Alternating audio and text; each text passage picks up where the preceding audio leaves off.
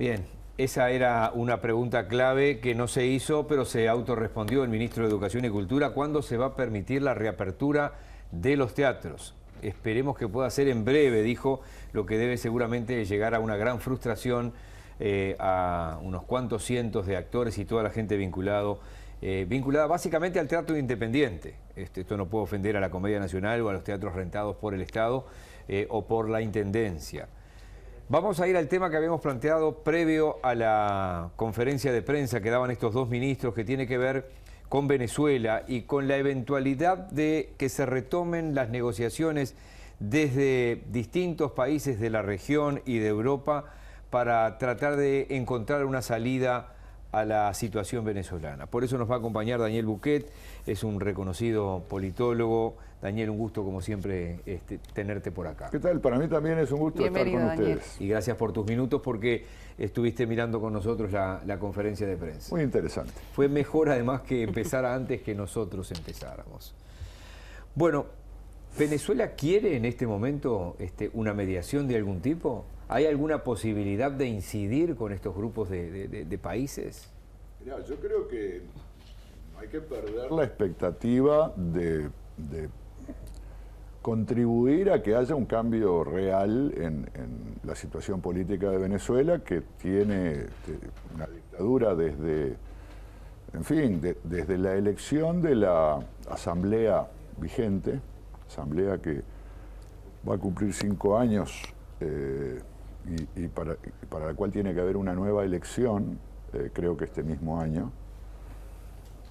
Esa asamblea fue electa, en esa asamblea ganó la oposición, pero el resto del Estado, un golpe de Estado, digamos, impidieron que el Parlamento funcionara como tal.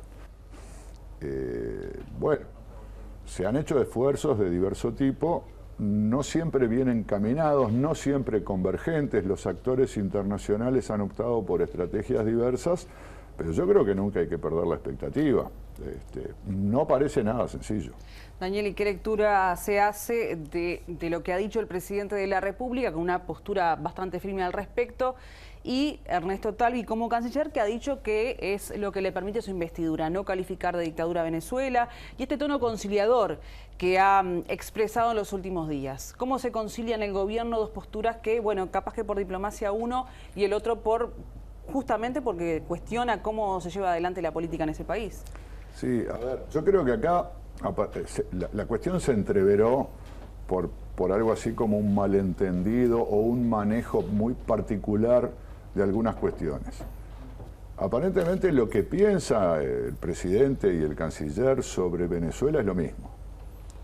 Por lo menos no han desarrollado demasiado la idea. Pero bueno, viste que lo dijo Talvi. Hay violaciones de los derechos humanos, no hay democracia, en fin. No es una profundización, pero es coincidente. A Talvi se le ocurrió decir que, pensando eso, él, siendo canciller, no podía decir que eso era una dictadura. Que, por lo que yo pude escuchar, tampoco soy un experto en diplomacia, no es una regla. No es una regla, pero entendió que no correspondía usar el término y simultáneamente el presidente decidió que él iba a decir que era una dictadura.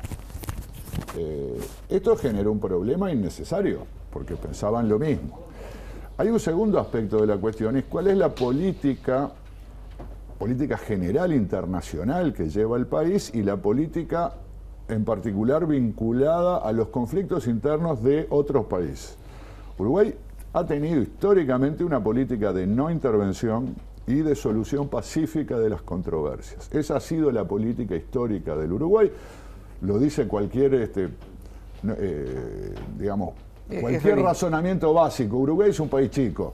Entonces, si vos no jugás a que se respeten las reglas, que los conflictos se resuelvan pacíficamente y que nadie se meta en los asuntos, meterse en el sentido de violenta o autoritariamente, sí, claro. meterse para colaborar, bueno, sí, por supuesto. Bueno, Uruguay siempre ha tenido esa política.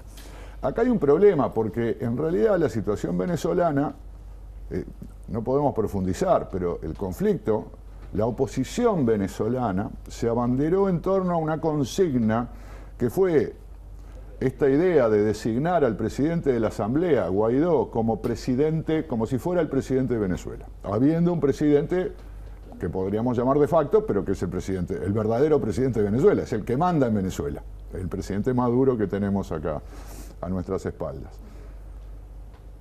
Eso no ayudó en nada a resolver el problema, está a la vista. De hecho, la fuerza del liderazgo de Guaidó y las estrategias en torno a sus planes y proyectos han fracasado una tras de la otra. Entonces ahí sí hay una diferencia, porque hubo un grupo de países que reconoció a Guaidó como presidente de Venezuela. Uruguay no hizo eso. ¿Sí? Eso es un problema, porque eso es una decisión beligerante, ¿verdad? Más allá de que no hagas nada al respecto, decirle al presidente de un país, aunque sea un dictador, digo, el presidente de China, por ejemplo, usted no es el presidente es otro, ¿no? Bueno, pero pará. Un problema. Entonces, ¿qué pasa entre nuestros países? Deja de haber relaciones. Claro. La ruptura de relaciones en la línea de la solución pacífica de las controversias y de la no intervención no es lo mejor, aunque a veces se puede llegar a ese extremo. No parece, o yo no escuché que el presidente Lacalle estuviera en la línea de, no, tenemos que reconocer a Guaidó, no sé qué. El canciller lo que ha dicho es al revés.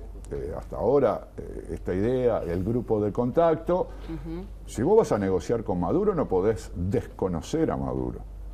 Una cosa es que vos digas que el cargo que ostenta no es legítimo, que es un régimen autoritario, que ese régimen debe transitar a una democracia y encontrar los mecanismos para que pase, ¿no? Entonces, yo creo que acá no hay un problema. A ver, yo creo que acá se generó un problema interno en el gobierno innecesariamente, pero que la política uruguaya está alineada. Sigue siendo la política internacional. Digo, más allá de que el gobierno actual de Uruguay no tiene buenas relaciones con el gobierno y los gobiernos venezolanos chavistas desde el fin del siglo pasado, al revés del Frente Amplio, que sí tuvo una buena relación con esos gobiernos, la política exterior uruguaya de solución pacífica de las controversias y de no intervención en los asuntos de otros países, y en todo caso la posibilidad de colaborar participando de un grupo que facilite una negociación, es muy consistente con la política uruguaya y creo que sigue siendo esa la política. Dos cosas. Una, en los primeros segundos de tu respuesta no tuviste dudas en decir la dictadura venezolana.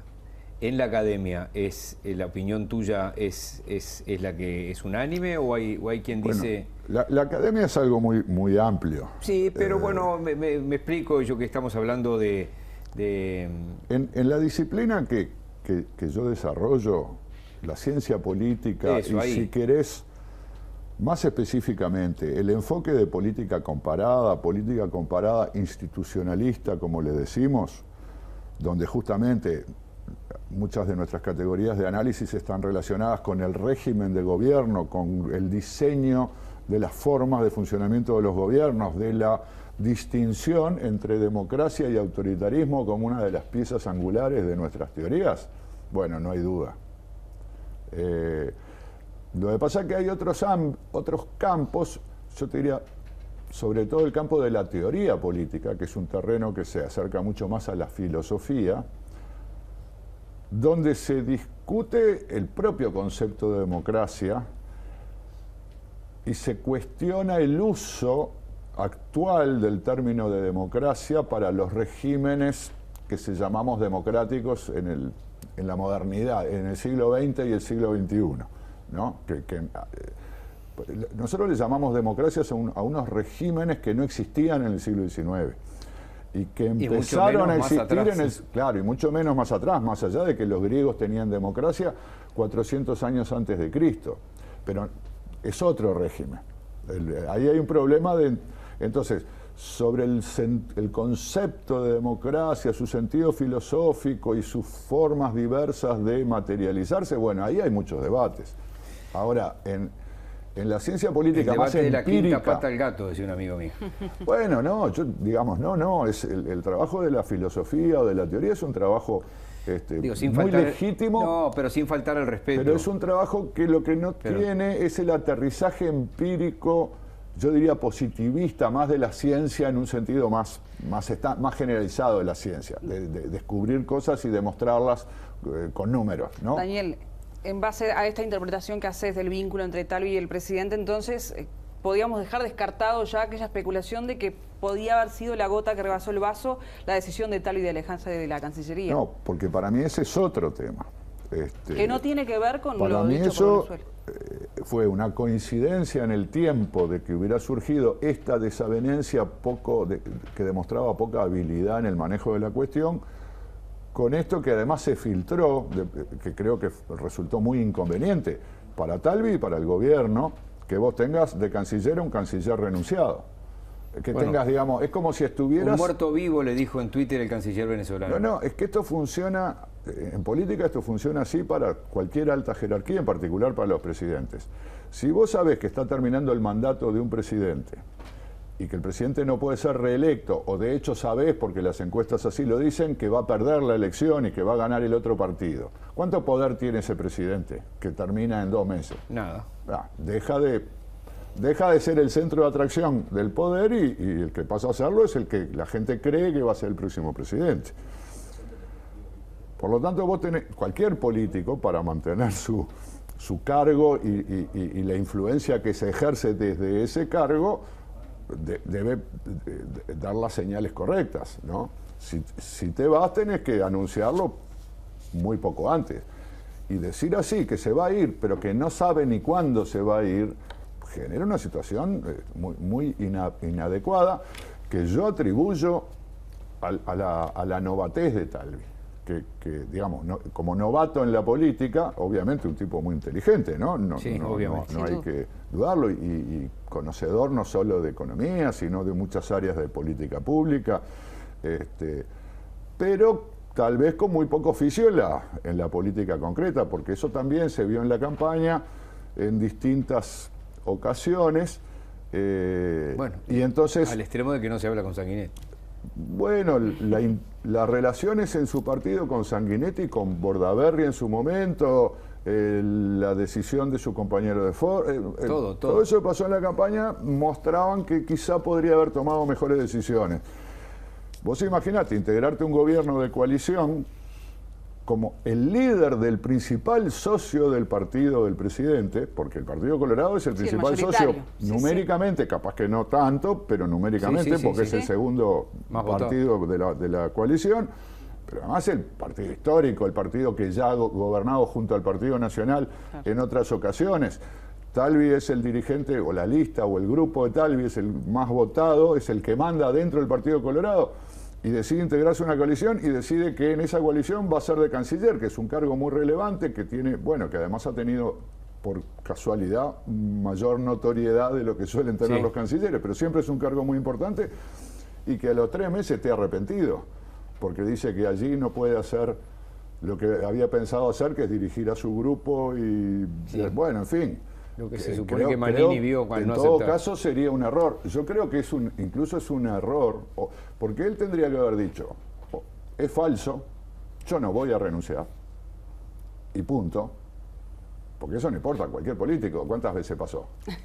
Vos, si alguien dice, sospecha que vos vas a renunciar y vos tenés previsto renunciar el año que viene, vos le vas a decir, no le vas a decir voy a renunciar el año que viene, vos le vas a decir, yo no voy a renunciar. No tengo previsto renunciar, como los candidatos no tienen previsto ser candidato a presidente, hasta que deciden serlo. Bueno, entonces yo creo que esto es un mal manejo que no favorece a Talvi en lo más mínimo, pero además perjudica al gobierno.